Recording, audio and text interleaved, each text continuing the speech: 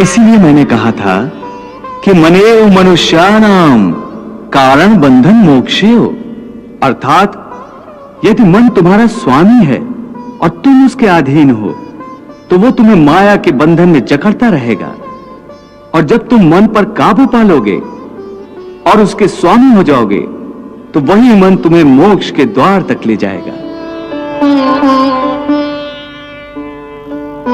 हे मधुसूदन, यह कहना तो बहुत आसान है कि तुम मन पर काबू पालो, मन के स्वामी बन जाओ, परंतु यही तो सबसे दुष्कर कार्य है। हे केशव, मन तो वायु की तरह चंचल है। जिस प्रकार बहती हुई हवा पर काबू पाना असंभव है, इसी प्रकार इस चंचल मन को अपने अधीन करना अति दुष्कर काम है। हे अर्जुन, तुम्हारा यह कहना सत्य है कि मन अति चंचल है, उसे अपने वश में करना बहुत मुश्किल है। मुश्किल है जनार्दन, असंभव है। नहीं अर्जुन, मुश्किल अवश्य है परंतु असंभव नहीं है। तुम्हारा कहना है कि मन को वश में करने का कोई तरीका, कोई साधन भी है? अवश्य है। क्या है वो तरीका? असंशयम महाबाहो मनो दुर्निग्रहम चलम अभ्यासेन तु कौन्ते वैराग्येन च गृह्यते।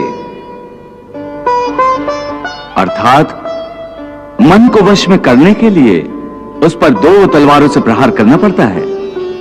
एक तलवार अभ्यास की है और दूसरी तलवार है वैराग्य की।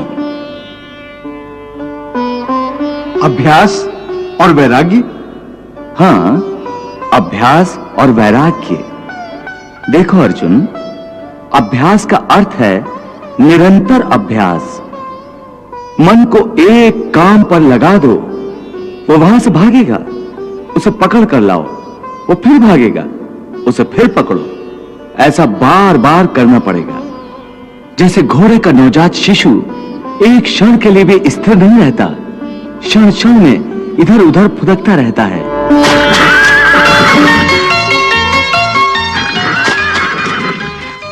उसी प्रकार मन भी क्षण क्षण में इधर उधर फुदकता रहता है।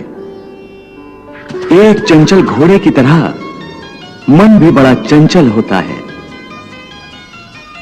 और ऐसे चंचल मन को काबू करना उतना ही कठिन है जैसे किसी मुंहजोर घोड़े को काबू करना।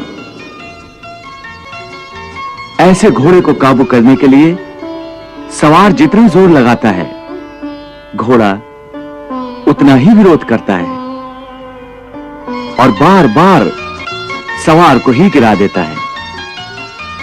परंतु यदि सवार दृढ़ संकल्प हो तो अंत में वो सरकश घोड़े पर सवार हो जाता है। बस फिर वही घोड़ा सवार के इशारे पर चलता है। उसी प्रकार मन को भी नियंत्रण की रस्सी में बांधकर बार बार अपने रास्ते पर लाया जाता है, तो अंत में वो अपने स्वामी का कहना मानना शुरू कर देता है। इसी को कहते हैं अभ्यास की तलवार चलाना। जब अभ्यास की तलवार से ही मन ठीक रास्ते पर आ जाए, फिर वह दूसरी वैराग्य की तलवार की क्या आवश्यकता है? उसकी आवश्यकता इसलिए है कि एक बार ठीक रास्ते पर आ जाने के बाद मन फिर से उल्टे रास्ते पर न चला जाए, क्योंकि उल्टे रास्ते पर इंद्रियों के विषय उसे सदा ही आकर्षित करते रहेंगे। मिथ्या, भोग, विलास और काम की तृष्णा उसे फिर अपनी ओर खींच सकती है। इसलिए मन को यह समझना जरूरी है कि वो सारे विषय भोग मिथ्या हैं, असार हैं, योग माया के द्वारा उत्पन्न होने वाले मोह का भ्रम है। मन जब इस सत्य को समझ लेगा तो उसे विषयों से मोह नहीं रहेगा, बल्कि उससे वैराग्य हो जाएगा। और यही वैराग्य की तलवार का काम है कि वो विषयों के मोह को काट के मन को सन्यासी बना देती है।